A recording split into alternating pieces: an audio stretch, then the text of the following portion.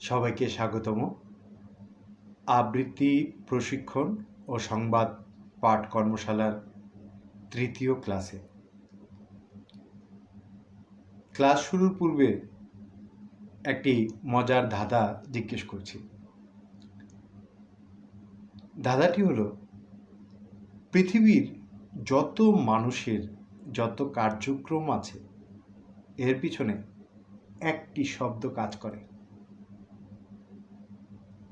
একটি উচ্চারণ, কিন্তু সেই উচ্চারণের দুটো ভাষায় দুটো ভিন্ন মানে তৈরি হবে এবং সেই দুটো শব্দ ছাড়া মানুষের সমস্ত কার্যক্রমের পিছনে আর কোনো কারণ কেউ খুঁজে বের করতে পারবেন না।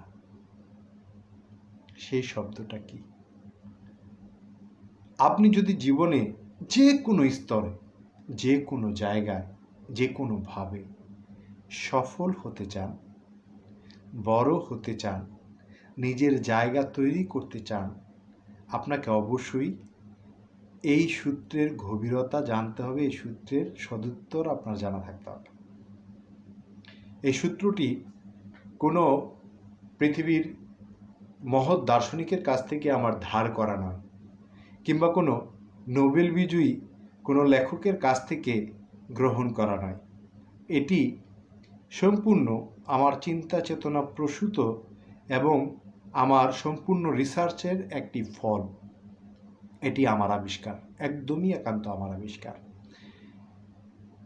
আপনারা এই জিনিসটি মাথায় নেন, নিয়ে দেখেন এর উত্তরটা খুঁজে বের করতে পারেন কিনা। যদি না পারেন, ক্লাসের শেষ দিকে বা মাঝামাঝি কোথাও আমি এই উত্তরটা দিয়ে দিব।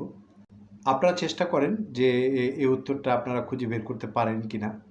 প্রয়োজনে আমার ভিডিওটা কিছুক্ষণ পজ করে রাখুন, 10 সেকেন্ড, 1 মিনিট, 2 মিনিট, খুব নীরবে গভীরভাবে চিন্তা করে দেখুন তো যে আপনি আপনার চিন্তার মহাসমুদ্র থেকে এর যে সঠিক উত্তর আপনি খুঁজে বের করে আনতে পারেন কিনা।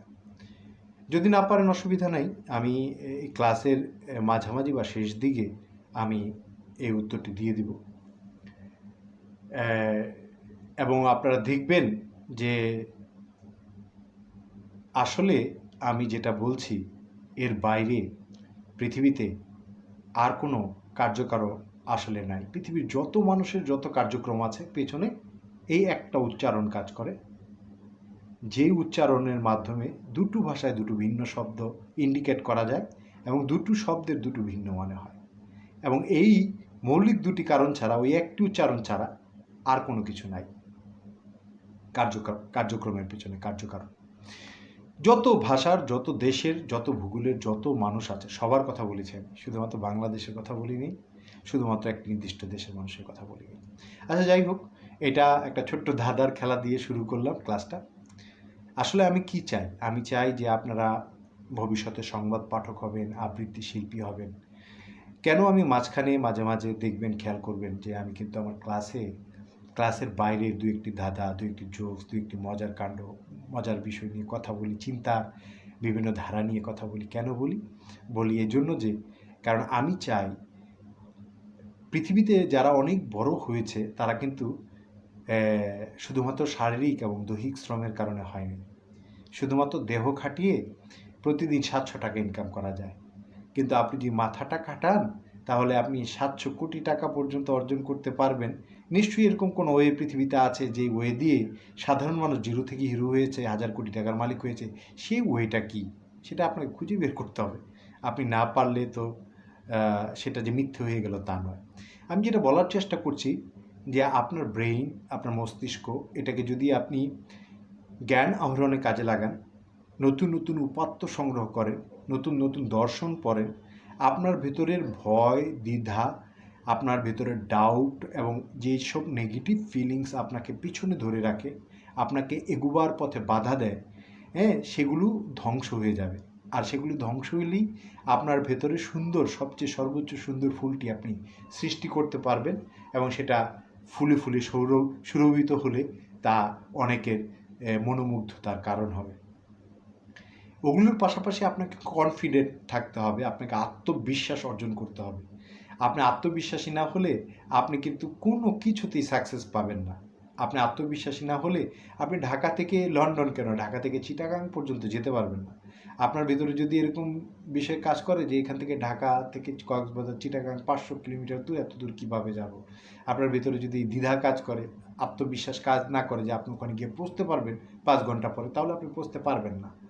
আর আপনাকে পাশাপাশি আমি সম্পূর্ণ ক্লাস শুরু করার আগে আরেকটি জিনিস বলে দিচ্ছি যে দেখুন, বই পড়ে কি আপনি কখনো সাইকেল চালানো শিখতে পারবেন?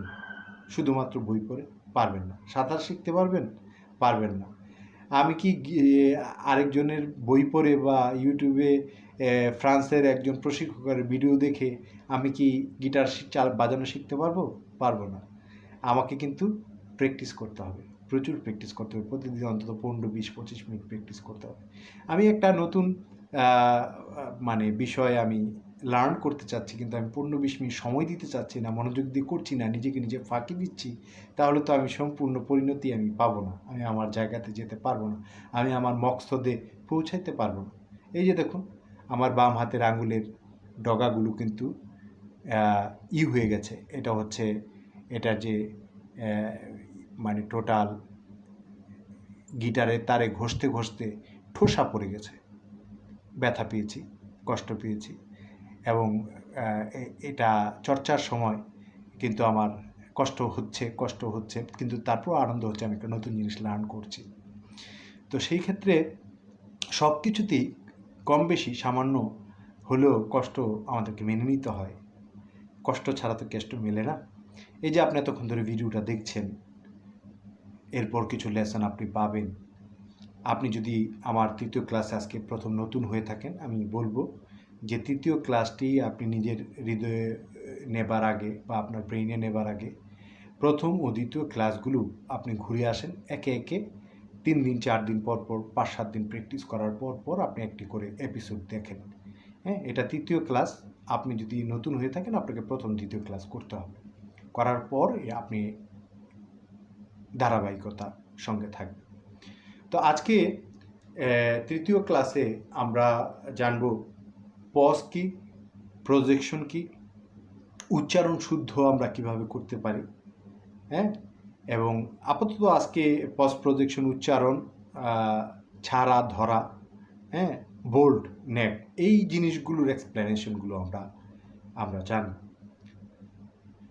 পজ জিনিসটা কি? পজ জিনিসটা আপনাকে আমি অন্য একটা মজার উদাহরণ দিয়ে বুঝাই। ধরেন, ঢাকা থেকে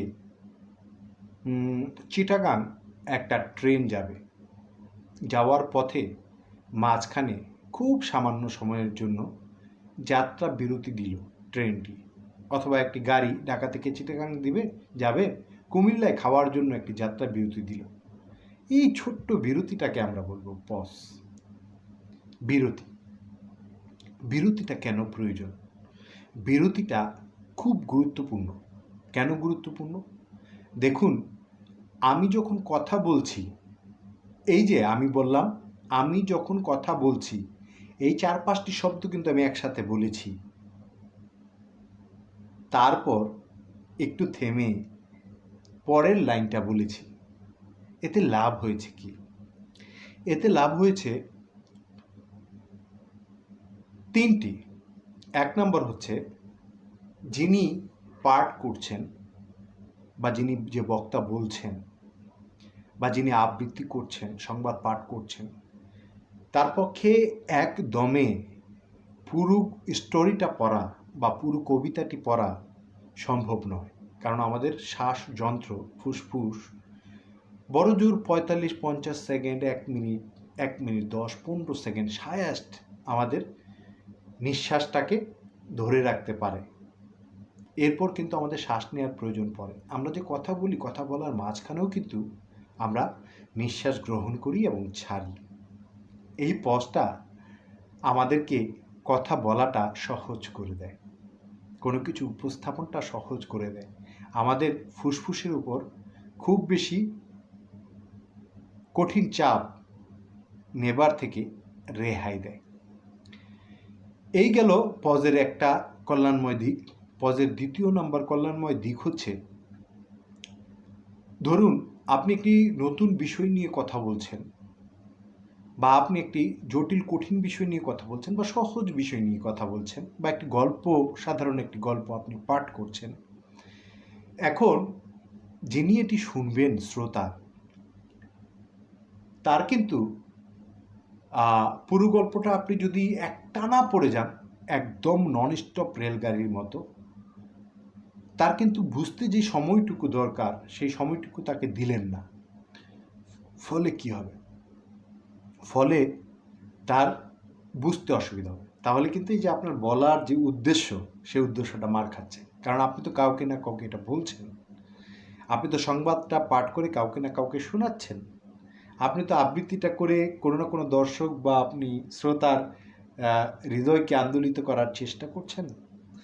তা আপনি যখন একটানা যদি আপনি বিরতিবিহীন তুফান মেলের মতো আপনি যদি ছুটতেই থাকেন, সেখানে কোনো সামান্য বিরতি না থাকে, তাহলে সেটা আপনার ফুসফুসকে যেমন আঘাত করবে, আপনার জন্য সেটা একটা অত্যাচার হয়ে উঠবে, শ্রোতার জন্য সেটা অনুরূপ একটি অত্যাচার ও জুলুম হয়ে উঠবে।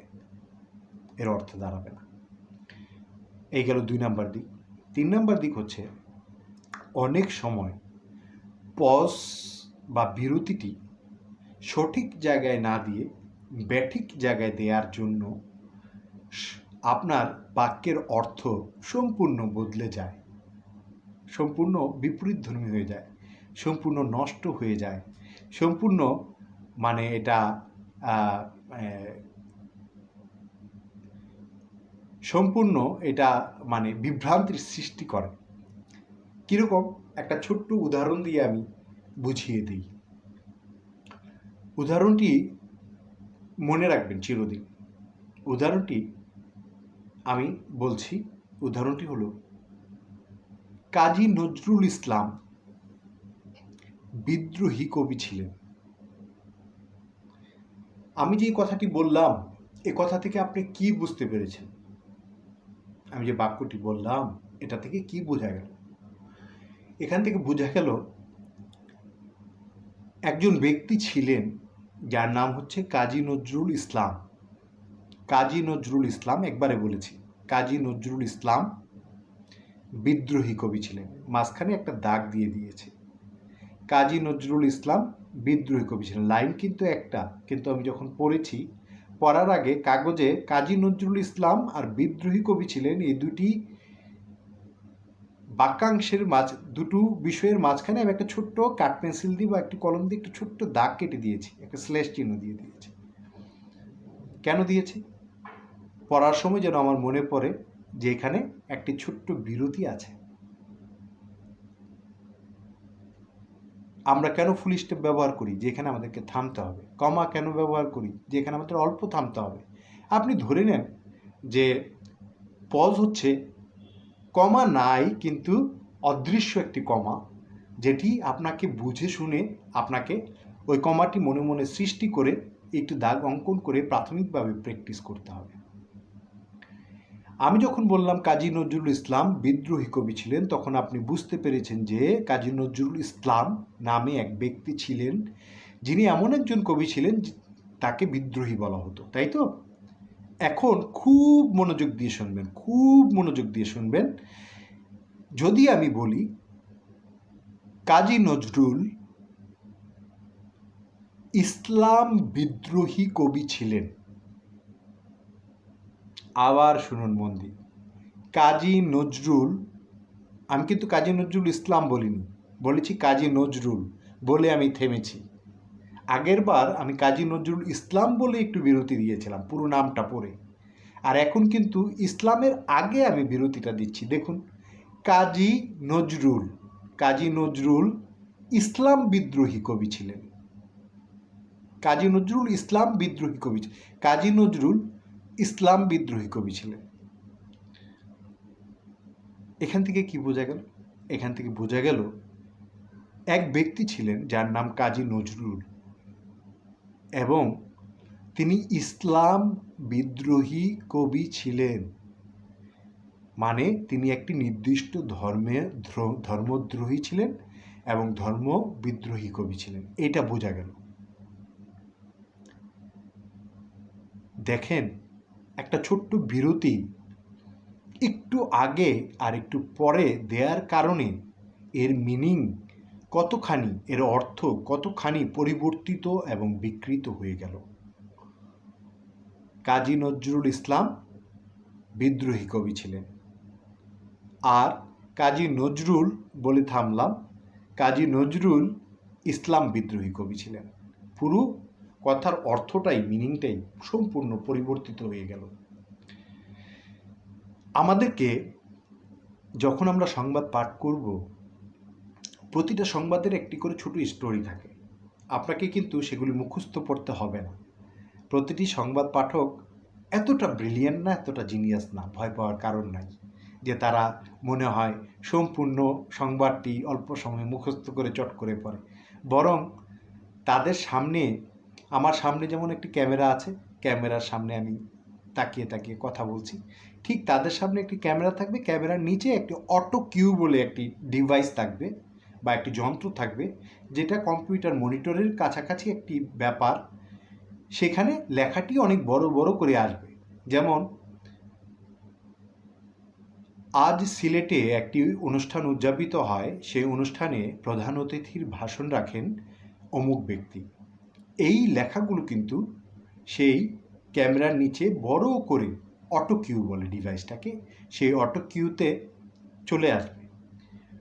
অটো কিউর পাশাপাশি ব্যাকআপ প্ল্যান হিসেবে সংবাদ পাঠকের হাতে একটি ছোট্ট কাগজ, অনেক সময় শিট আপনারা দেখতে পাবেন, সেখানেও কিন্তু স্ক্রিপ্টটা লেখা থাকে। যদি কোনো কারণে অটো কিউ কাজ না করে বা আগে পরে হয়ে যায় অর্ডারটা, তখন সংবাদ পাঠক সেই কাগজটি দেখে সংবাদটি পাঠ করে। অতএব তাদেরকে অনেক বেশি ব্রিলিয়েন্ট, অনেক বেশি জিনিয়াস, অনেক বেশি অলৌকিক কিছু ভাবার কিছু নাই। এটা খুব সহজ একটি কাজ। আপনি ছাড়া ধরা উচ্চারণ, বোল্ড, নেক, নিউজ টোন, হ্যাঁ, এবং আপনার যদি কনফিডেন্স থাকে এবং আপনি যদি পজ, প্রজেকশন, এই সমস্ত জিনিসগুলো বুঝে যান, আপনি যদি প্র্যাকটিস করেন, কেন পারবেন না? অনেকেই পারছে। আপনার চেয়ে অনেক কম মেধাবী ব্যক্তিরা আজকে সংবাদ পাঠক হিসেবে তারকা খ্যাতি পেয়েছে। 10টা লোক তাদের চিনে, না হয় 100টার মধ্যে 90টা লোক নাই চিনল, 100তে 10টা লোক চেনাটাও কিন্তু একটা কৃতিত্ব, তাদেরকে চেনে। হ্যাঁ, যদিও মানে সংবাদ পাঠ করে সুপারস্টার হওয়া যাবে কিনা, বিগ সেলিব্রিটি বা ইন্টারন্যাশনাল সেলিব্রিটি হওয়া যাবে কিনা, সেটা নিয়ে প্রশ্ন আছে এই অর্থে যে, কারণ সংবাদ পাঠ করে আপনি হয়তো মানে একটি নির্দিষ্ট রাষ্ট্রে বা একটি নির্দিষ্ট শহরে বা একটি নির্দিষ্ট গণ্ডিতে আপনি পরিচিতি পেতে পারবেন, কিন্তু আপনি তো আর মাইকেল জ্যাকসন হতে পারছেন না। সুপারস্টার হওয়ার সুযোগ এখানে কম, কিন্তু আপনি এখানে সম্মান পাবেন, আপনি একটা ডিগনিটি পাবেন, আপনি একটা পরিচিতি পাবেন, আপনি 20,000 থেকে 50,000 টাকা পর্যন্ত স্যালারি পাবেন। এগুলোও একটা জীবনের জন্য কম কিসে। একটা চাকরি তো পেলেন, একটু কাজ তো করতে পারলেন, একটু আগাইতে তো পারলেন, একটু পরিচিতি সম্মান তো পাইলেন। একই সাথে সম্মান, পরিচিতি, খ্যাতি, টাকা খুব কম প্রফেশনই আসে। সংবাদ পাঠ সেরকম একটি প্রফেশন, এটা সকলেই স্বীকার করবে। তো সেক্ষেত্রে আপনি দেখে পড়ার সুযোগ পাচ্ছেন। পড়ার আগে আপনাকে মাথা খাটাতে হবে যে এখানে যেই ওই সবগুলো কিন্তু আপনাকে আবার একবারে পড়তে হচ্ছে না। ধরেন একটা সংবাদ পাঠ করতে গিয়ে আপনাকে 5, 7টা 10টা স্টোরি পড়তে হলো, আলাদা আলাদা স্টোরি থাকে। কোনোটা রাজনীতি বিষয়ক, কোনোটা হয়তো সংস্কৃতি বিষয়ক, কোনোটা হয়তো কোনো একটা ব্যবসায়িক সংবাদ, নানান রকম বাণিজ্য সংবাদ, নানান রকম থাকে আর কি। তো নানান রকম আয়োজন দিয়ে, বিভিন্ন রকম আয়োজন দিয়ে সাজানো হয় সেগমেন্টগুলো। তো সেক্ষেত্রে আপনি পড়বার আগে আপনাকে নিজেকে বুঝতে হবে যে কোথায় পজটা দিলে, বিরতিটা দিলে আমার যারা শ্রোতা আছেন, দর্শক আছেন, তারা সংবাদের পুরো বিষয়টাকে বুঝতে পারবে, বা আপনি যে কবিতাটি পড়ছেন সে আবৃত্তির পুরো বিষয়টাকে বুঝতে পারবে, বা ওইটার সেন্সটা সে ক্লিয়ারলি বুঝতে পারবে। সেটা যেন কাজী নজরুল ইসলামের মতো উল্টাপাল্টা পজ দেয়ার, ইসলামের আগে পরে উল্টোপাল্টা না হয়ে যায়, এটা খুব খেয়াল রাখতে হবে। তাহলে আমি মনে করি পজ খুব সাধারণ অর্থে যদি আমরা বলি, বিরতি, অদৃশ্য একটা কমার মতো নিজের একটা সেন্স গ্রো করে অ্যাপ্লাই করতে হয়, একটা ছোট্ট বিরতি দিতে হয়, কী বলে পজ। পজ শেষ, আপনারা পজ জেনে গেলেন। এখন আপনাদের নিজস্ব প্র্যাকটিসের ব্যাপার। আপনি যখনই একটা কিছু আজকে থেকে পড়বেন, আপনি মনে মনে কাঠ পেন্সিল দিয়ে একটা দাগ দিয়ে নেবেন, অথবা মনে মনে একটু আইডেন্টিফাই করে নেবেন যে এটার পরে আমার একটু পজ দিতে হবে সামান্য। সেটা যেন আবার রোবোটিক না হয়, অতিরিক্ত না হয়। অতিরিক্ত দিতে গেলে কি হবে, আমি যদি এভাবে বলি, কাজী নজরুল ইসলাম বিদ্রোহী কবি ছিলেন। দেখুন তো, পজটা আমার এতক্ষণ দেওয়ার কিন্তু কথা ছিল না। আমি হাফ সেকেন্ড পজ দেওয়ার বদলে আমি যদি 4 সেকেন্ড পজ দিই, তাহলে কিন্তু বোকার মতো শোনাবে, তাহলে কিন্তু এটা রোবোটিক লাগবে, তাহলে কিন্তু এটা যান্ত্রিক লাগবে, তাহলে কিন্তু এটা লাইভনেস, যে জীবন্ত প্রাণবন্ত যে ব্যাপারটা, ওটা কিন্তু সে হারিয়ে ফেলবে, গতিময়তা হারিয়ে ফেলবে। কাজী নজরুল ইসলাম বিদ্রোহী কবি ছিলেন। কমার থেকে একটু কম, এটি হচ্ছে ধরে নেবেন যে পজ, অদৃশ্য কমার মতো কাজ করবে। এই গেল পজ। এবার আসি প্রজেকশন। প্রজেকশনটা কি? প্রজেকশন হলো, ছোট্ট করে একটা উদাহরণ দিয়ে বুঝিয়ে দিই। ছোটকালে কবিতা পড়েছেন না, ওই দেখা যায় তাল গাছ, ওই আমাদের গা, ওইখানেতে বাস করে কানাবগির ছা। এই যে আমি এখন পড়লাম 4টা লাইন, এটা কিন্তু আমি আবৃত্তি করি নাই। আমি কিভাবে পড়েছি? পাঠ করেছি, মানে রিডিং পড়েছি, বা মনে ছিল, আওড়েছি। আওড়ানো আর আবৃত্তি করা এক বিষয় নয়। আবৃত্তি যখন করবেন, বা একটা শব্দের ভিতরে রং থাকে, অদৃশ্য রংটাকে আগে হৃদয়ে ধারণ করতে হবে। আপনি যদি কবিতা ভালোবাসতে না পারেন, শব্দের চরিত্রকে বুঝতে না পারেন, পুরো বাক্যের সেন্সকে, মিনিংকে আপনি যদি নিজের ভেতরে ডেভেলপ করতে না পারেন, তাহলে কিন্তু আপনি ভালো আবৃত্তি শিল্পী হতে পারবেন না। ধরেন আপনি একটি গান করছেন, আমারও পরানো যাহা চায়, তুমি তাই, তুমি তাই গো, আমারও পরানো যাহা চায়। এই যে গানটা আপনি গাইলেন, বা যে কোনো একটি গান আপনি গাইতে গেলেন, সেখানে কিন্তু তাল সেট করা আছে, সেখানে কিন্তু লয় জানা আছে, সেখানে কিন্তু একটি নির্দিষ্ট সুর আপনাকে উপহার দেওয়া হয়েছে। আপনি যখন গাইছেন গানটা, ওই নির্দিষ্ট তাল লয় সুরের উপর আপনার যদি একটা সুরেলা কণ্ঠ থাকে, সুর সম্পর্কে ধারণা থাকে, তাল লয় সম্পর্কে জানা থাকে, আপনি কিন্তু গানটা সহজে গাইতে পারবেন। আপনার যদি একটু আবেগ থাকে, গায়কিটা একটু সুন্দর হবে, এই তো। কিন্তু আবৃত্তি শিল্পীরা আপনার কিন্তু যারা সাধারণ কণ্ঠশিল্পী আছে, তাদের তুলনায় আমি বলবো যে এক গ্রেড উঁচু মানের শিল্পী। কেন? তারা কিন্তু শুধু কণ্ঠের কাজ করছে না, কণ্ঠশিল্পী হিসেবে, মানে একজন যিনি গান করছেন তিনিও কণ্ঠশিল্পী, আর যিনি আবৃত্তি করছেন তিনি যেমন আবৃত্তি শিল্পী বলি আমরা, কিন্তু তিনি কিন্তু কণ্ঠ দিয়ে শিল্পটা রচনা করছেন, অতএব তিনিও কণ্ঠশিল্পী। ঠিক আছে? তো একজন সঙ্গীতের কণ্ঠশিল্পী থেকে একজন আবৃত্তির কণ্ঠশিল্পী এক গ্রেড উঁচু। কেন উঁচু? কারণ তিনি যখন কবিতাটি পাঠ করছেন, কবিতার রস, কবিতার নির্মাণ তাকে করতে হচ্ছে। শব্দের ব্যঞ্জনা, শব্দের চরিত্র, শব্দের রং তার ভিতরে ধারণ করে সেই রংটাকে কণ্ঠের মাধ্যমে তাকে কিন্তু ব্যক্ত করতে হচ্ছে, সেটা কিন্তু ডেলিভার করতে হচ্ছে, সেটা কিন্তু দর্শক শ্রোতার কাছে পৌঁছে দিতে হচ্ছে।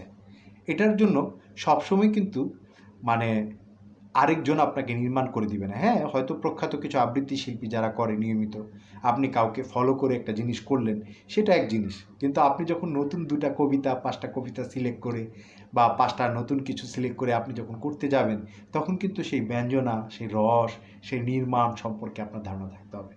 কোথায় আপনি একটু উঁচুতে বলবেন, কোথায় নিচুতে বলবেন, কোথায় একটু আবেগ জড়াবেন, কোথায় একটু কণ্ঠটা খাদে নামাবেন, কোথায় আপনি একটু আনন্দটা প্রকাশ করতে একটু চঞ্চলতাটা একটু দ্রুত কথাটা বলবেন, কোথায় আপনি একটু ধীর লয়ে বলবেন। এগুলো কিন্তু শেখার ব্যাপার আছে, এগুলো কিন্তু বোঝার ব্যাপার আছে। এগুলো শুধু উচ্চারণ শুদ্ধ হলে, হ্যাঁ, আমি সেদিন কোথায় যেন দেখলাম যে একজন আবৃত্তি শেখাচ্ছে, কিন্তু সে ভালোই উচ্চারণ সম্পর্কে তার ধারণা আছে, স্বরবর্ণ ব্যঞ্জনবর্ণ উচ্চারণ ভালোই করতে পারে, খারাপ না, তার কিছু জিনিস জানাও আছে, এটাও খারাপ না। কিন্তু যখন আবৃত্তি করতে যাচ্ছে, তখন আবৃত্তি করার সময় সে একটা কবিতাকে খুব চমৎকারভাবে কণ্ঠ দিয়ে ফুটিয়ে তুলতে পারছে না। কেন পারছে না? কারণ হলো ওইটার যে নির্মাণ করতে হবে কিভাবে, কোন শব্দটাকে কিভাবে প্রক্ষেপণ করতে হবে, সেই নলেজটা তার ভিতরে নেই, সেই নির্মাণ জ্ঞানটা তার ভিতরে নাই। হ্যাঁ, তো সংবাদ পাঠ অপেক্ষাকৃত আমি বলবো যে আবৃত্তির চেয়ে সঙ্গীত মানে গান করা সহজ। গানের থেকে সংবাদ পাঠ করা আরও একটু বেশি সহজ, কারণ গানের ভেতরে গমক আছে, আপনার উল্টা মুরকি আছে, রাগ আছে, নানান রকম স্পর্শ স্বর আছে, তাল লয়ের ব্যাপার আছে, হ্যাঁ, গায়কির বিষয় আছে, অনেক বিষয় জড়িত আছে।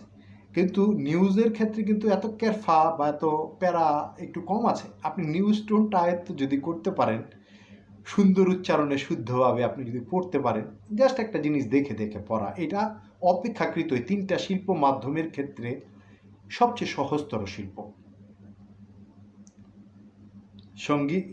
আবৃত্তি শিল্প, সঙ্গীত শিল্প এবং সংবাদ পাঠ, এটা সবচেয়ে সহজতর শিল্প। আপনি সংবাদ পাঠ হিসেবে নিজের কেরিয়ার গড়াটা আপনার জন্য অনেক বেশি ইজিয়ার। তো এখন আমি যাচ্ছি, পজের ব্যাপারটা গেল, প্রজেকশনের ব্যাপারটা যেটা বলছিলাম, আমি শুধুমাত্র আপনাদেরকে পাঠ করে শোনালাম ছোটকালের একটি কবিতা, ওই দেখা যায় তাল গাছ। এবার এটা যদি আবৃত্তির সুরে আমি বলি, এটা কেমন হবে? ওই দেখা যায় তাল গাছ, ওই আমাদের গা, ওইখানেতে বাস করে খানা বগির ছা। ও বগি তুই খাস কি, পান্তা ভাত চাস কি? পান্তা আমি খাই না, পুঁটি মাছ পাই না, একটা যদি পাই অমনি ধরে গাপুস গুপুস খাই।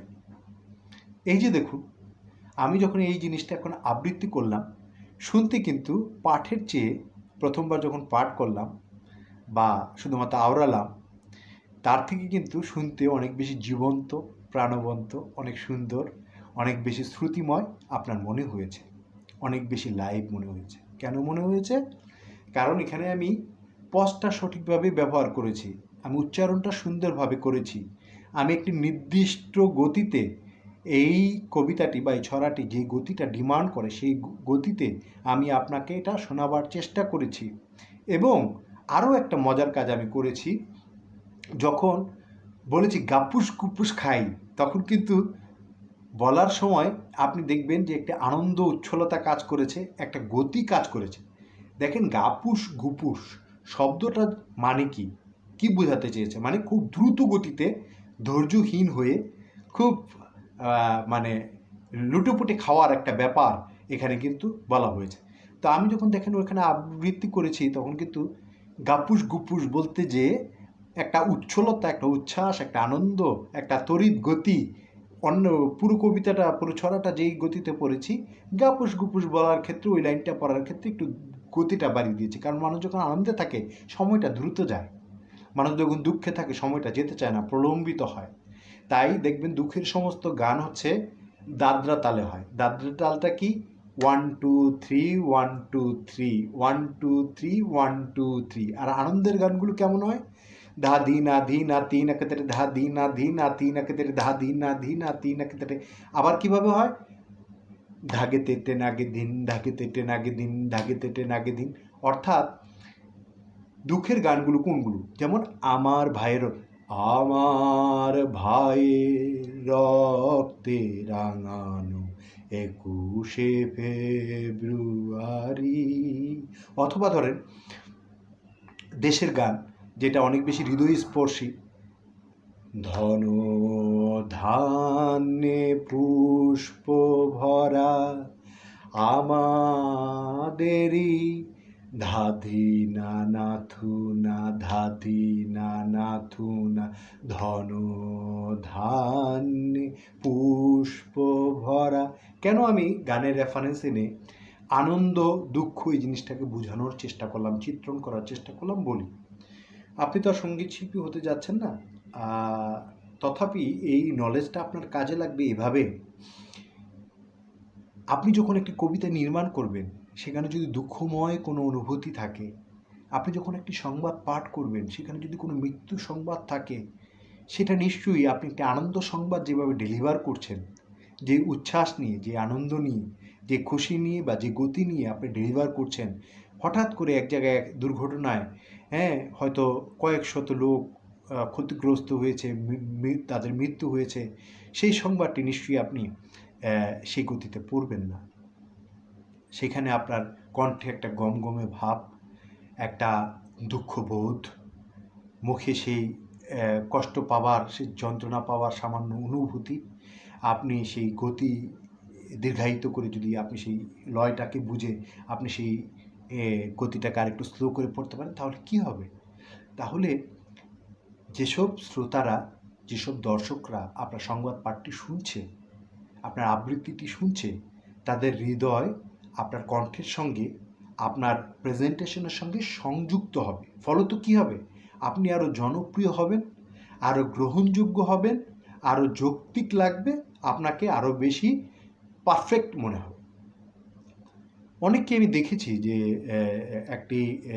একটি উন্নয়নের সংবাদ যেভাবে পড়ছে, একটি বাণিজ্য সংবাদ যেভাবে পড়ছে, অনেক খ্যাতিমান সংবাদ পাঠক, বিভিন্ন টেলিভিশন তো 20-30-40টা আছে, 40টা টেলিভিশনে ধরেন আপনার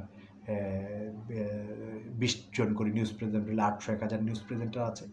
আমি দেখেছি যে নবাগত, এমনকি যারা অনেকে হয়তো বেশ কিছুদিন পড়েছেন, অভিজ্ঞতা আছে, এমন কিছু মানুষের মধ্যে আমি এরকম টেন্ডেন্সি দেখেছি বা আমি বলবো যে অসচেতনতা দেখেছি। হয়তো তারা জানেন, কিন্তু অনেক সময় এটাকে অ্যাপ্লাই করেন না বা করতে ভুলে যান বা পারেন না। কিন্তু আপনাকে মনে রাখতে হবে, আপনি একজন সংবাদ পাঠক হিসেবে আপনি কিন্তু মানুষের হৃদয়ের প্রতিধ্বনিটা কিন্তু আপনার সঙ্গে সংযুক্ত করতে হবে, অ্যাকসেপ্টেবল করতে হবে, আর অনেক বেশি পারফেক্ট হয়ে আপনার যে উচ্চতাটা এটা তৈরি করতে হবে। যে কোনো প্রফেশনই কাজ করেন না কেন, সংবাদ পাঠ করাটাই তো বড় কথা না, বা আবৃত্তি শিল্পী হওয়াটাই বড় কথা না। আপনি যে কোনো প্রফেশনেই কাজ করেন না কেন, যে কোনো শিল্পের ধারা নিয়ে কাজ করেন না কেন, আপনার অবশ্যই একটা টার্গেট থাকতে হবে, প্রতিদিন নিজেকে একটু উন্নত করে আপনার উচ্চ মোকামে পৌঁছানো। বাংলাদেশের 10 জন আবৃত্তি শিল্পীর নাম বললে যেন আপনার নামটি 3-4-5 জনের ভিতরে থাকে। বাংলাদেশের 20 জন সংবাদ পাঠকের নাম উচ্চারণ করলে যেন 3-5 জনের মধ্যে, 10 জনের মধ্যে আপনার নামটি যেন উচ্চারিত হয়। সেই উচ্চতাটায় যেতে হলে আপনাকে এর গভীরে ঢুকতে হবে। আপনাকে এই এক্সপ্রেশনগুলো, মুখের এক্সপ্রেশন গুরুত্বপূর্ণ ব্যাপার, এটাকে আপনার আয়ত্ত করতে হবে। কণ্ঠের উত্তাপ, কণ্ঠের আবেগ, এর যে স্কেল, এর যে লয়, গতি, কোথায় আপনি একটু বেশ দ্রুত গতিতে পড়বেন, কোথায় একটু ধীর গতিতে পড়বেন, এগুলো আপনাকে জানতে হবে, মানতে হবে এবং সময় মতো ডেলিভার করতে পারতে হবে। কোনো টেলিভিশনে সুযোগ পাওয়া, সংবাদ পড়তে পারা এবং সেই চাকরিটি রক্ষা করতে পারা, এটি সংবাদ পাঠকের একমাত্র যোগ্যতা হওয়া উচিত নয়। বা একজন শিল্পী যদি তিনি হন, বা একজন প্রফেশনাল ব্যক্তি যদি তিনি হন, তাকে আরও অনেক বেশি আমি বলবো যে সাধনায় থাকতে হবে, যে আমি একটি সুযোগ পেয়েছি, সবাই তো সুযোগ পায় না, আমি সৌভাগ্যবান, আমার এই সৌভাগ্যকে কাজে লাগিয়ে, এই সৌভাগ্যকে প্রতি সুক্রিয়া জানিয়ে, সৃষ্টিকর্তার প্রতি সুক্রিয়া জানিয়ে আমাকে আরও বেশি নিজেকে বিনির্মাণের জন্য আমাকে আরও বেশি আত্মনিয়োগ করতে হবে, আরও বেশি চেষ্টা করতে হবে। এই সাধনাটা ছেড়ে দিলে হবে না। প্রতিনিয়ত নিজেকে আগামী 5 বছর একটু একটু একটু একটু একটু করে ডেভেলপ করবেন, সেলফ ডেভেলপমেন্ট। শুধু সংবাদ পাঠক, আবৃত্তি শিল্পী হিসেবে নয়। একজন শিল্পী সে বিরাট চরম বেয়াদব, এরকম শিল্পী হাজার হাজার আছে। এগুলিকে আমরা প্রকৃত শিল্পী বলি না। একজন প্রকৃত শিল্পী হবে বিনয়ী, একজন প্রকৃত শিল্পী হবে নম্র ভদ্র, একজন প্রকৃত শিল্পী হবে অক্ষতিকর, একজন প্রকৃত শিল্পী হবে মানুষের জন্য কল্যাণকামী, একজন প্রকৃত শিল্পী হবে সর্বোপরি একজন ভালো মানুষ, একজন প্রকৃত শিল্পী হবে যে শুধু একজনের বিরুদ্ধে আরেকজনকে কথা লাগানো, কুটনাম করা, অতিরিক্ত সন্দেহপ্রবণ মন নিয়ে ঘোরাফেরা, অতিরিক্ত নেগেটিভ থট নিয়ে নিজের ভেতরে নিজেকে অসুস্থ করা, এই সমস্ত জিনিস থেকে মুক্ত। বড় শিল্পী হতে হলে সমাজে আপনার সম্মান বাড়ছে, মানুষ আপনাকে টিভি স্ক্রিনে দেখছে, আপনার স্যালারি পাচ্ছেন 40-50 হাজার টাকা, একটা গাড়ি নিয়ে চলছেন, ভালো ফ্ল্যাটে থাকছেন, বাট হাউ কামস যদি আপনার ব্যবহার হয় একটা সাধারণ অশিক্ষিত মূর্খ একটা মানে নিম্ন স্তরের স্তর বলতে আমি অর্থনৈতিক স্তর বুঝাইনি, মানবিকভাবে মানসিক স্তর, সেই নিম্ন স্তরের মানসিকতা নিয়ে যদি আপনি ঘোরাফেরা করেন, সমাজ আপনাকে দেখে কি শিখবে? মানুষ আপনাকে দেখে কি শিখবে? রাষ্ট্র আপনার থেকে কি পাবে? আপনি 40,000 টাকা বেতন পাবেন, আপনি 40,000 টাকা বেতন পান আর 40 লাখ টাকা বেতন পান, তাতে সোসাইটির কি আসে যায়? মানুষের কি আসে যায়? মানবতার কি আসে যায়? আপনি মনে রাখবেন যে আপনি যদি ভালো একটি অবস্থানে যান, সাধারণ মানুষের যদি কর্তব্য হয় ভালো কিছু করার, ভালো কিছু ভাবার, ভালো কর্মকাণ্ডে জড়িত হবার, ভালো মানসিকতা পোষণ করার, তাহলে মনে রাখবেন আপনার সেই অবস্থান যেহেতু সৃষ্টিকর্তা আপনাকে পেতে সহযোগিতা করেছে, আপনি যেহেতু আশীর্বাদ পুষ্ট, আপনার সেটা কর্তব্য নয়, দায়িত্ব। কর্তব্যে অবহেলা করা যায়, কিন্তু দায়িত্বে অবহেলা করা যায় না। দায়িত্ব এটা অনেক গুরুত্বপূর্ণ একটা ব্যাপার। তখন এটা হয়ে উঠবে আপনার দায়িত্ব, কারণ তখন আপনি একটা পাবলিক, ছোট হোক বড় হোক, আপনি একটা পাবলিক পার্সোনালিটি, ঠিক আছে? তো সেক্ষেত্রে পাবলিক অ্যাসেটদেরকে, যারা পাবলিক অ্যাসেট হবেন ভবিষ্যতে, সবার জন্য আগাম শুভকামনা। তাদেরকে নিজের মনস্তত্ত্ব উন্নয়ন, মানসিকতার উন্নয়নও কিন্তু কাজ করতে হবে। আমরা কি গেলাম? পজ গেলাম, পজটা সম্পর্কে জানলাম, প্রজেকশন সম্পর্কে জানলাম, প্রজেকশন সম্পর্কে বলিনি, সরি, রস সম্পর্কে একটু বলেছি। প্রজেকশন, ওই যেটা বলছিলাম, ঘাপুস গুপুস খাই, এটা যে দ্রুত বললাম, কেন বললাম? আর এটার মধ্যে চঞ্চলতা ক্রিয়েট করা, একটু আর একটু স্পষ্ট করে একটু বোল্ড করা শব্দটা কেন করলাম? কারণ ওই শব্দটার যে চিত্রটা মানুষের মনে এঁকে দেবার জন্য ওই শব্দটাকে, এটাকে বলে শব্দের ব্যঞ্জনা, শব্দের চরিত্রকে ফুটিয়ে তোলার যে জায়গা, এটাকে বলে ব্যঞ্জনা। শব্দের সেই চরিত্রকে আমি অঙ্কন করার চেষ্টা করলাম আমার কণ্ঠের রং দিয়ে। একজন শিল্পী যেমন সুন্দর কোথায় কোন রং ব্যবহার করবে এটার উপর নির্ভর করে তার চিত্রটা কত সুন্দর হবে, একজন আবৃত্তি শিল্পী, একজন সংবাদ পাঠকের ক্ষেত্রে তিনি শব্দের ব্যঞ্জনাগুলো, বিশেষ করে আবৃত্তি শিল্পের ক্ষেত্রে আপনার শব্দের ব্যঞ্জনাগুলো কিন্তু খুব গুরুত্বপূর্ণ।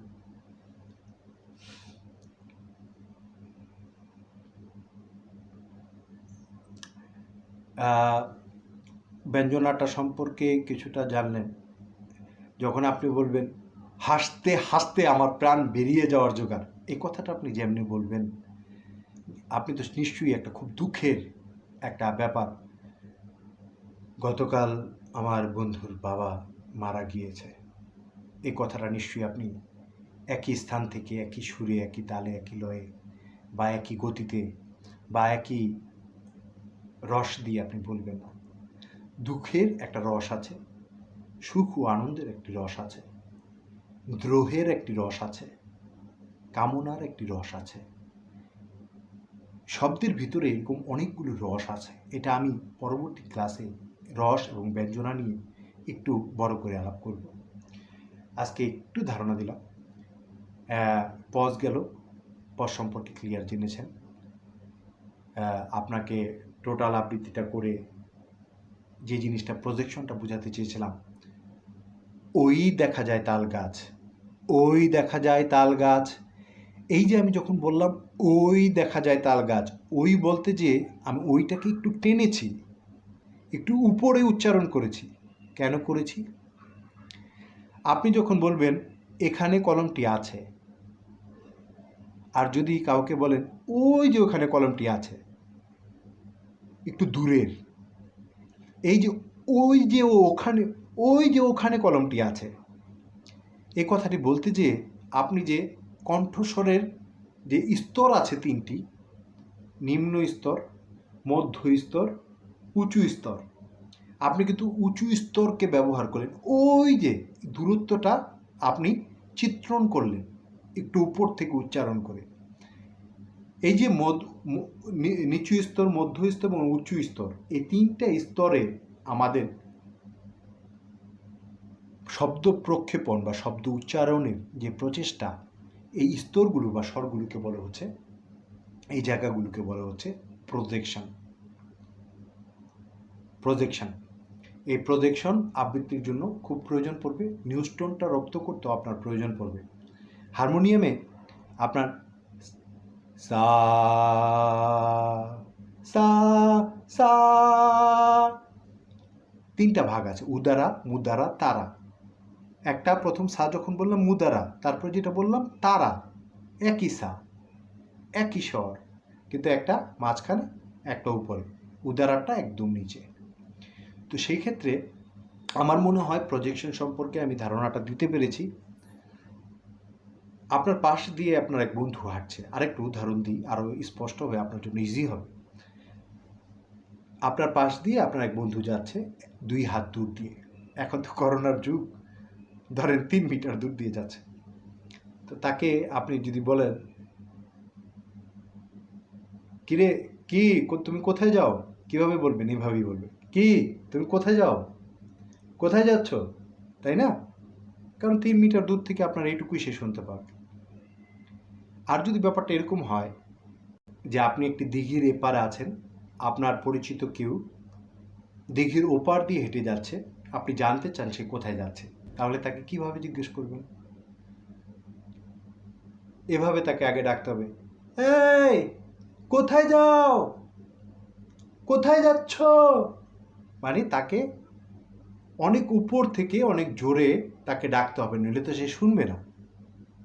প্রজেকশন হচ্ছে মানে শুধু জোরে বলা না, কণ্ঠের একটি উপরের স্তর থেকে কাউকে অনেক দূর থেকে ডাকা যে কায়দা, ওইটা দিয়ে প্রজেকশনটাকে আমরা চিত্রণ করতে পারি।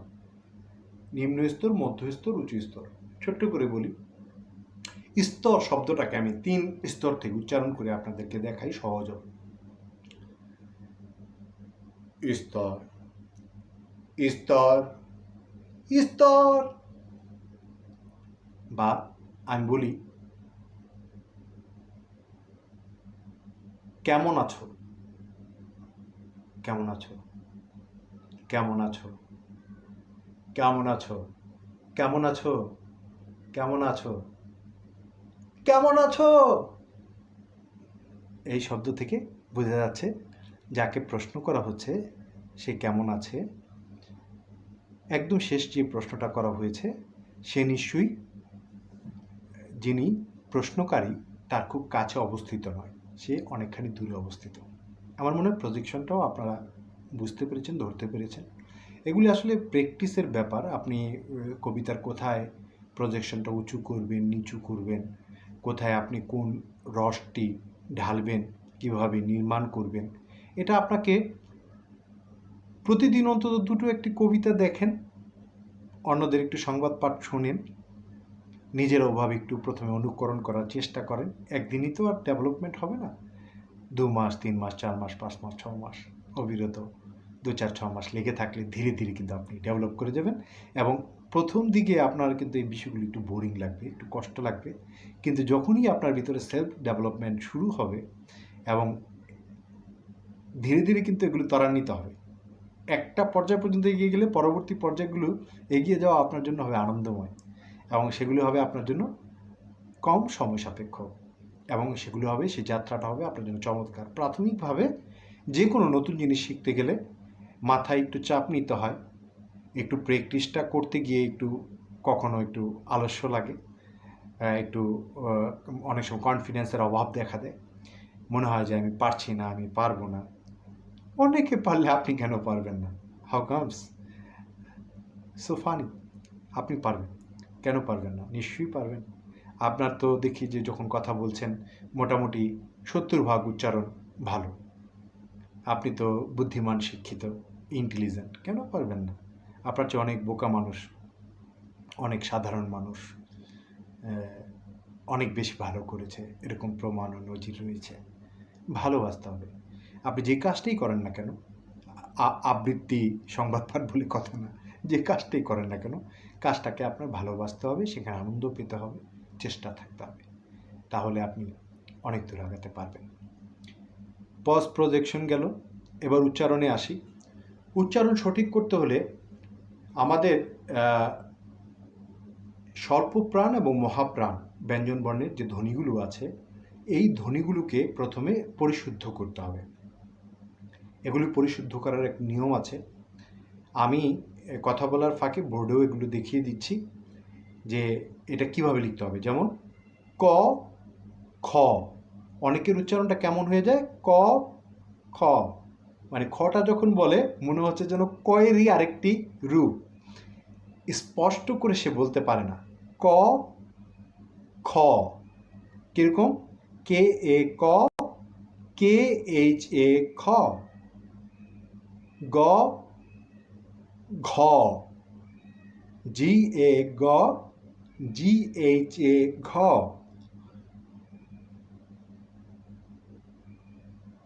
চ ছ, সি এইচ এ চ, সি এইচ এইচ এ ছ,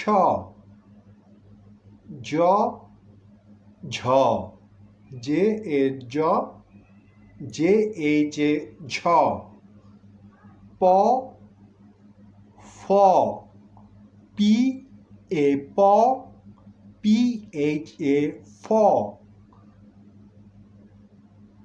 ব ভ, বি এ ব, বি এইচ এ ভ। এরকম বেশ কিছু স্বল্পপ্রাণ এবং মহাপ্রাণ ধ্বনি আছে। প্রথমত এই স্বল্পপ্রাণ এবং মহাপ্রাণ যে ধ্বনিগুলো আছে বা অক্ষরগুলো, ব্যঞ্জন বর্ণগুলো আছে, সেগুলোকে আপনার কণ্ঠে আয়ত্ত করতে হবে। আপনার মস্তিষ্কে ছাপগুলো একদম স্পষ্ট করতে হবে। এগুলো প্র্যাকটিস করতে হবে ধরে ধরে। প্রতিদিন 20-30 বার করুন না, 15 দিন। সারা জীবনের জন্য আমি মনে করি যে আপনি পরিশুদ্ধ হয়ে যাবেন। কি এমন কঠিন কাজ? কোনো কিছুই না, ইজি, সো সিম্পল। স্বল্পপ্রাণ এবং মহাপ্রাণ ধ্বনি কাকে বলে এটাও একটু জেনে রাখা ভালো। যে ব্যঞ্জন বর্ণটি উচ্চারণের সময় শ্বাসের আঘাত অল্প আসে তাকে স্বল্পপ্রাণ ধ্বনি বলে। যে ব্যঞ্জন বর্ণটি উচ্চারণের সময় শ্বাসের আঘাতটা একটু দীর্ঘ হয় বা শ্বাসবায়ু বেশি বেরিয়ে আসে তাকে মহাপ্রাণ ধ্বনি বলে। যেমন দেখুন, হাত রাখুন ঠোঁটের সামনে, বলুন ক ক, আবার যখন বলবেন খ, গ ঘ, চ ছ, জ ঝ, প ফ, ব ভ। দেখুন প্রতিটি মহাপ্রাণ ধ্বনির ক্ষেত্রে কিন্তু নিঃশ্বাস বা শ্বাসবায়ুটা বেশি বেরিয়ে আসে, ফোর্সটা বেশি। তো যেখানে শ্বাসবায়ু কম বেরোয় সেটাকে বলে স্বল্পপ্রাণ ধ্বনি। যেখানে শ্বাসবায়ু একটু বেশি বেরোয় তাকে বলে মহাপ্রাণ ধ্বনি, তার প্রাণটা একটু বেশি, একটু বড়। আচ্ছা, যাই হোক, আপনি বুঝে গেছেন। এই উচ্চারণগুলো প্র্যাকটিস করুন, পজটি প্র্যাকটিস করুন, প্রজেকশনটি প্র্যাকটিস করুন। ওই যে আবার একটু ছড়াটাতে ফিরে আসি, ওই দেখা যায় তাল গাছ, দূরত্বটা বুঝালাম। তারপর বললাম ওই আমাদের গা। তাল গাছটা কিন্তু দেখতে একটু কাছে মনে হয়, যদিও দূরে, গায়ের মধ্যেই, কিন্তু গ্রামটা মানে খালি চোখে দেখে আর একটু বেশি দূরে মনে হয়। সেই কারণে ভিজুয়ালাইজেশন করার জন্য, এই শব্দের ভিতরে চিত্রণটা আরও প্রাণবন্ত করার জন্য দেখুন বলা হচ্ছে ওই দেখা যায় তাল গাছ, ওই আমাদের গা। ওই দেখা যায় তাল গাছ, ওই আমাদের গা। দ্বিতীয় ওইটা মানে গ্রামের কথাটা যখন বলা হচ্ছে, ওইটাকে আরেকটু টেনে আরেকটু উপর থেকে উচ্চারণের চেষ্টা চলছে, যেন মনে হচ্ছে যে তাল গাছটা থেকে গ্রামটা আরেকটু বেশি দূরে, যেটা আমরা খালি চোখে দেখে থাকি। ওই বাস্তব চিত্রটাকে শব্দের ভেতর দিয়ে প্রকাশের চেষ্টা। দেখুন, একটি কবিতা ধরুন,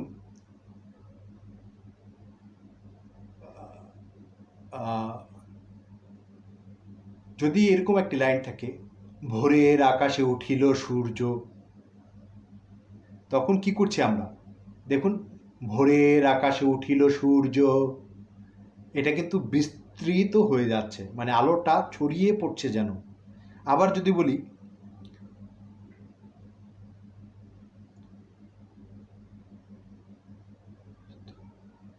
রাঙা সূর্য অস্ত গেল ওই। দেখুন, এটা কিন্তু মনে হচ্ছে নিভে আসছে শব্দটা। রাঙা সূর্য নিভে আসে ওই। ধীরে ধীরে এটা ক্লোজ হয়ে যাচ্ছে, একটা ছড়িয়ে পড়ছে, ব্যাপ্ত হচ্ছে, আর একটা ক্লোজ হয়ে আসছে। কেন এটা হলো?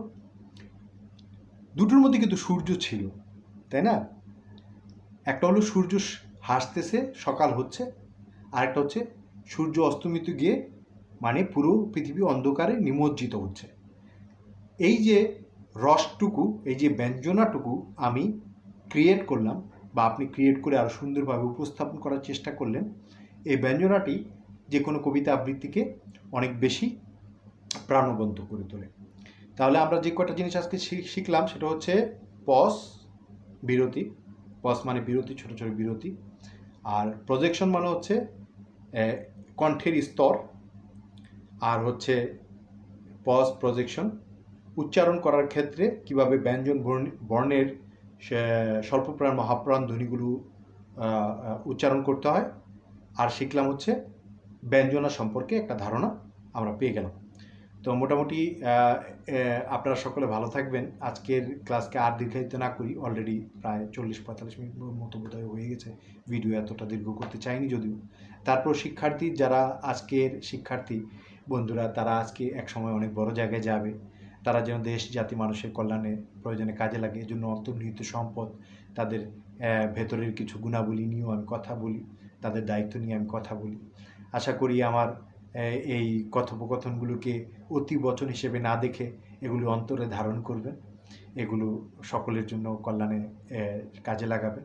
ভবিষ্যতে আপনার পরিচিতি, আপনার অবস্থানকে মানুষের জন্য একটু কাজে লাগাবেন, এটা আমার বিনীত অনুরোধ। আমি এই যে আপনাদের জন্য দীর্ঘ সময় কষ্ট করে করে আমি ভিডিও ক্লাসগুলো বানাচ্ছি, সেজন্য কোথাও থেকে কিন্তু আমি একটি ফুল উপহার পাচ্ছি না, কোথাও থেকে একটি বইও উপহার পাচ্ছি না। এজন্য কেউ আমাকে কোনো রকম অর্থ বিনিময় দিচ্ছে না। আমি কি চাই? আমি চাই যে এমন কিছু শিল্পী ভালো অবস্থানে যাবেন যাদের মানসিকতাও একই সাথে হবে সুন্দর। আবৃত্তি ক্লাসগুলোতে এবং কমার্শিয়াল যে সংবাদ পাঠ ক্লাসগুলোতে তারা ধরাবাঁধা কিছু নিয়মে আপনাদের কিছু জিনিস শিখিয়ে থাকে। তারা তাদের টাকার বিনিময়ে একটা বাণিজ্যিক প্রতিষ্ঠান হিসেবে তারা এগুলো রান করে থাকে।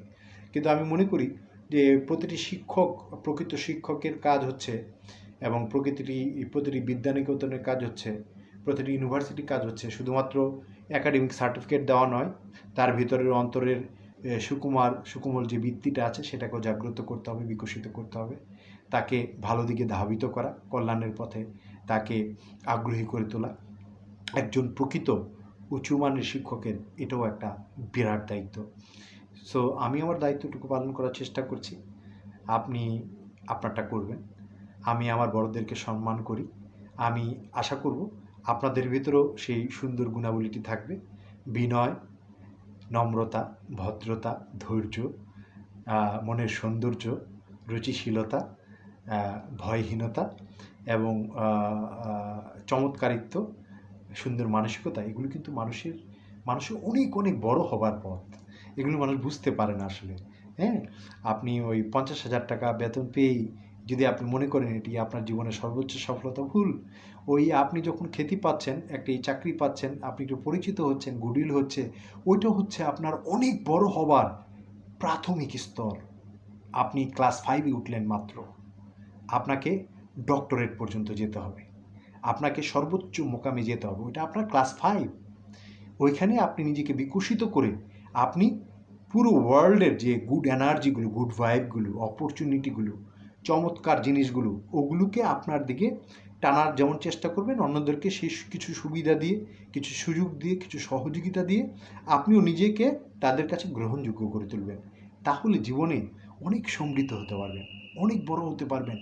আনএক্সপেক্টেড, যেটা জীবনে কখনো প্রত্যাশা করেননি, আপনার ভাবনার দুয়ারে ছিল না, আপনার সুন্দর একটু আচরণ, সুন্দর একটু হাসি দিয়ে সকলের সঙ্গে মোলায়েম ব্যবহার, কোমল ব্যবহার, আপনার নম্রতা, ভদ্রতা, আপনার চমৎকারিত্ব, কোথা থেকে যে আপনি যাকে হয়তো সাধারণ চোখে একদম ক্ষুদ্র ভাবছেন, কাউন্টই করছেন না, তাকে আপনি দেখতেই পাচ্ছেন না, আপনার টিভি স্ক্রিনে চেহারা দেখা যাচ্ছে, আপনি নিজেকে বিরাট ভাবছেন, কিন্তু আপনার পাশে হয়তো সাধারণ একটি যানবাহনে অথবা সাধারণ একটি মিটিংয়ে যে ভদ্রলোকটি আপনার পাশে বসে আছে সে কে, হয়তো আপনি এটা অনুধাবন করার সুযোগই পাবেন না যদি আপনি আপনার বিনয়, আপনার সৌন্দর্য, আপনার হাসি, আপনার চমৎকারিত্ব, আপনার মূল্যবোধ এগুলি দ্বারা যদি তাকে আপনি মোহিত করতে না পারেন, আপনি যদি মন্ত্রমুগ্ধ করতে না পারেন। ওটা পারতে হবে, ঠিক আছে? এটা হচ্ছে জীবনে অনেক অনেক অনেক বড় হওয়ার পথ। হ্যাঁ, আমি আশা করি 50,000 টাকা দামের বেতনের চাকরিজীবী হওয়াটাই আপনাদের জীবনের একমাত্র উদ্দেশ্য হবে না। আপনারা অনেক বড় হবার জন্য, উচ্চ মুকামে যাওয়ার জন্য আপনার নিজেকে মানবিকভাবে, মানসিকভাবে আপনারা প্রস্তুত করবেন এবং শৈল্পিক মানদণ্ডে আপনারা এমন এক উচ্চতায় বসবাস করবেন যেন মানুষ প্রশিক্ষক হিসেবে আমার নাম অত্যন্ত গৌরবের সঙ্গে, অত্যন্ত সম্মানের সঙ্গে, অত্যন্ত রেসপেক্টের সঙ্গে উচ্চারণ করে। এটুকুই আমি চাই, এটুকুই আপনাদের কাছে আমার চাওয়া। যেন মানুষ না বলে যে অমুকে সুযোগ পেয়েছে ঠিকই, ওনার কাছ থেকে শিখেছে, কিন্তু সে তো অতটা মানে এই জায়গাটা আসবার মতো অতটা যোগ্য না, আরও শিখে আসা উচিত ছিল, এরকম যেন জিনিসটা না বলে আর কি। তো আপনারা একটু একটু পরিশ্রম করেন, একটু কষ্ট করেন, নিজেকে একটু আত্মবিশ্বাস করে তোলেন। হ্যাঁ, শাহরুখ খান দেখতে সুন্দর নয়, ভালো নাচ জানে না, ঋত্বিকের মতো ইন্ডাস্ট্রিতে তার কোনো ভালো পরিচিত লোক ছিল না, বেঞ্চে বসে থাকতো ক্ষুধার্ত, যখন সমুদ্রের পাশে বসে থাকতো বালুকা বেলার পাশে, বেলাভূমির পাশে যে সবচেয়ে বড় বাড়িটা, মনে মনে বলতো আমি এই বাড়িটা একদিন কিনবো, আমি সত্যিকারের, আমি যেখানে যেতে চাই আমি সেই শাহরুখ খান হব। প্রতিদিন নিজেকে আয়নায় দাঁড়িয়ে কথাটা বলতো। এটাকে বলে অটো কমান্ড, এটাকে বলে সেলফ কমান্ড। আপনিও নিজেকে একটা বড় জায়গায় নিয়ে যাবেন, সেই আত্মবিশ্বাস তৈরি করে প্রতিনিয়ত নিজেকে এই জিনিসটা স্মরণ করিয়ে দিন। এটা একটা মেডিসিনের মতো কাজ করবে আপনার ভেতরে। আগে প্রথম আপনি যা হতে চান, আগে প্রথম বিশ্বাস করতে হবে আপনি সেটা হতে পারবেন, এবং আপনি সেটা, তাহলে আপনি আজ হোক, কাল হোক, 3 বছর পরে হোক, আপনি সেই জায়গায় পৌঁছাবেন এবং আপনি সেটা হতে পারবেন। মানুষ তার স্বপ্নের সমান বড়। ভেতরের গোপন কথা বলে দিলাম, এই কথা আপনি হয়তো আরও শুনেছেন, কিন্তু এই কথাটি হৃদয়ের খুব গভীরে আপনি রোপণ করে এটার গুরুত্বটা আপনি অনুধাবন করতে পারেন নাই। মানুষ তার স্বপ্নের সমান বড়। রোপণ করেন, ভিতরে রোপণ করেন, অনেক বড় হতে পারবেন। মানুষ অনন্ত সম্ভাবনাময়, মানুষ লিমিটেড কোনো ভার্সন না। প্রতিটি মানুষ পৃথিবীর জন্য সৃষ্টিকর্তার সর্বশ্রেষ্ঠ একটি আশীর্বাদ। আমি আপনাকে আধ্যাত্মবাদের খুব ভেতরের গোপন গভীর সূত্র শোনালাম। আবৃত্তির ক্লাসে এগুলো শোনানোর কথা আমার নয়, কিন্তু আপনি যাই করতে যান, যেখানেই সফলতা চান, আপনাকে এই বিষয়গুলো, গোপন সূত্রগুলো আগে জানতে হবে। আমি ক্লাসের শুরুতে একটি ধাঁধা দিয়েছিলাম যে কি শব্দটি আছে দুই ভাষায় দুইটি অর্থ দাঁড়ায় এবং পৃথিবীর সমস্ত মানুষের কার্যক্রমের পেছনে এই একটি উচ্চারণ কাজ করে। শব্দটা বলে দিচ্ছি, শব্দটা হলো লাভ। লাভ, LOVE, লাভ সমান ভালোবাসা, লয় আকার ভ লাভ সমান হলো বেনিফিট। দেখেন, দুই ভাষায় দুইটা শব্দ হয়ে গেছে, উচ্চারণ কিন্তু একটা, লাভ। কিন্তু ইংরেজিতে যখন বলছি LOVE, লাভ সমান ভালোবাসা হয়ে যাচ্ছে, আর বাংলা যখন বলছি লাভ সমান বেনিফিট হয়ে যাচ্ছে। এখন আপনি বলেন তো, পৃথিবীর কোনো মানুষের কোনো কার্যক্রম কি আছে যেটার পিছনে এই দুইটা শব্দ ছাড়া আর কোনো শব্দ আছে? এটা কেন জানতে হবে আপনাকে, এটা কেন শিখতে হবে আপনাকে? কারণ আপনি যদি আপনার ভেতর থেকে অনন্ত সম্ভাবনাময় মানুষটিকে আপনি আনলক করতে চান, আপনি যদি যে কোনো ডোরকে, অপরচুনিটি ডোরকে আপনার জন্য আপনি ওপেন আপ করতে চান, তাহলে আমার জন্য নয়, আপনার জন্য নয়, পৃথিবীর সবার জন্য যে সূত্র LOVE, লাভ, লয়াকার ব লাভ, এই দুইটা জিনিস আপনাকে আগে বুঝতে হবে যে পৃথিবীর সব মানুষের কার্যক্রমের পিছনে এই দুইটা শব্দ আছে, একই উচ্চারণে লাভ। আপনি যখন একটা প্রতিষ্ঠানে কাজ করছেন, আপনি যদি একজন খুব ভালো সংবাদ পাঠক হন এবং আপনি যদি সুন্দর করে নিজেকে প্রেজেন্ট করতে পারেন, ভিজুয়ালি আপনাকে যদি খুব নাইস লাগে, একটা নাইস প্রেজেন্টেশন মনে হয়, তাহলে এটা কোম্পানির জন্য একটা লাভ, বেনিফিট। আপনি আপনার মায়ের জন্য একটা জায়নামাজ কিনেছেন, এখানে কিন্তু আপনার কোনো বেনিফিট নাই, এই ইনভেস্টমেন্ট কিন্তু আপনি বেনিফিটের জন্য করেন নেই। আপনি এটা কিনেছেন কেন? কারণ আপনি মাকে ভালোবাসেন, LOVE, লাভ। তাহলে পৃথিবীর যত মানুষের যত কার্যক্রম আছে, লাভ, LOV লাভ, আর লয় কারবো লাভ, এই দুইটা ছাড়া কোনো কিছু নাই। সো এই দুইটা মাথায় রেখা যে কোনো জায়গায় কামিয়াবি হতে চাইলে কিভাবে, হ্যাঁ, আপনি মনে করেন এক জায়গায় মার্কেটিংয়ের চিফ হিসেবে ঢুকতে চাচ্ছেন, কোম্পানিকে আপনি বোঝান যে ভাই আমি যদি আপনার এখানে জব করার সুযোগ পাই, আজকে আপনার রুজি হচ্ছে 10 টাকা, আমি টার্গেট নিয়ে কাজ করব, আমি আপনাকে 12 থেকে 13 টাকা আমি চেষ্টা করব 15 টাকায় পৌঁছানোর। আমি যদি কোম্পানিকে 15 টাকা এনে দিতে পারি, তাহলে আমাকে যদি আপনি আগের স্টাফের চেয়ে 10,000 টাকা 5,000 টাকা আপনি বেশি স্যালারি দেন, তাতে তো আপনার লস নেই, তাতে আপনার লাভ। আপনি আপনার কনফিডেন্স শো করেন, এটা তো বেয়াদবি নয়। আপনি আপনার জায়গাটা, আপনার অভিজ্ঞতাটাকে আপনি যদি তাকে বোঝানোর চেষ্টা করেন, সে যদি বুঝতে পারে এবং মনে করে যে হ্যাঁ আপনি পারফেক্ট, আপনার অভিজ্ঞতা আছে, আপনার ব্যাকগ্রাউন্ড আছে, আপনার কনফিডেন্স আছে, সে অবশ্যই আপনাকে সুযোগ দিবে। আমি দিব এই ধরনের কোনো কর্মী এসে যদি আমাকে বলে যে আমি আপনার কোম্পানিতে কাজ করতে চাই, আজকে এখানে 10 টাকা রুজি থাকলে আমি 15 টাকা পর্যন্ত পৌঁছে নিয়ে যাবো, আমি দেখবো আমার লাভ আছে। আবার আমি যদি দেখি যে আমার একটা কাজিন ভাই বা আমার একটা বন্ধু বা আমার একটা বান্ধবী বা আমার একটা পরিচিত মানুষ, সে আমার জন্য আমি অসুস্থ হলে দোয়া করছে, বা আমার জন্য কোনো দিন আমার বার্থডেতে একটা ফুল নিয়ে গিফট নিয়ে আসছে, বা আমার কবিতার পাঠটা পড়ে সেই কবিতাটা সম্পর্কে সে একটা সুন্দর উক্তি করেছে, বা একটা কমেন্ট করেছে, বা একটা ভালো কিছুকে সে শেয়ার করেছে, হ্যাঁ, সোশ্যাল মিডিয়াতে, হ্যাঁ, তখন কিন্তু তার প্রতি আমার সামান্য একটু হলেও ভালোবাসা তৈরি হবে। এখানে আমিও কোনো ব্যাপার না, আপনিও কোনো ব্যাপার না। বিষয়টা বোঝানো হলো যে কীভাবে আপনি লাভ, LOV লাভ এবং লয় কারবো লাভ ফ্যাক্টরটাকে আপনি মিলাবেন এবং এটাকে আপনি মানে বাস্তবে আপনি এটাকে নিয়ে আসবেন। হ্যাঁ, আপনার যতটুকু সামর্থ্য আছে, হ্যাঁ, আপনি একজনকে 20 লাখ 50 লাখ টাকা দিয়ে একটা গাড়ি কিনে দেবেন, এটা আমি বলি না, হ্যাঁ, কিন্তু আপনার তো যদি 5 টাকা দামের বাদাম কিনে খাওয়ানোর যদি আপনার সামর্থ্য থাকে, তাকে 5টা টাকায় বাদাম কিনে দিয়ে বলেন না যে ভাই বাদাম সেটা না হোক, আপনি একটা তার জন্য একটা চকলেট, আপনি তার জন্য একটা ফুল, একটা গোলাপ ফুল নিয়ে গিয়ে বলেন না যে ভাই আমার সামর্থ্য এইটুকু, কিন্তু আপনার জন্য ভালোবাসা আমার বুকে আছে অসীম, আমার এই প্রতীক স্বরূপ এটা গ্রহণ করুন। সে কি খুশি হবে না? মানুষ হলে হবে। বুকের ভিতরে যদি হৃদয় থাকে তাহলে হবে। হ্যাঁ, তো যারা অনেক উপরে গিয়েছে সমাজে, অনেক বড় এস্টাবলিশমেন্টে আছে, সবার ভিতরে তো আর এই হৃদয়টা থাকে না, এই সৌন্দর্য বোধটা থাকে না, এই ভালোবাসাটা থাকে না। ওই কারোর মধ্যে একটু ফ্যাক্টরটা লাইক আর লাভ বেনিফিট ফ্যাক্টরটা বেশি কাজ করে, কারোর ভিতরে LOV লাভটা বেশি কাজ করে।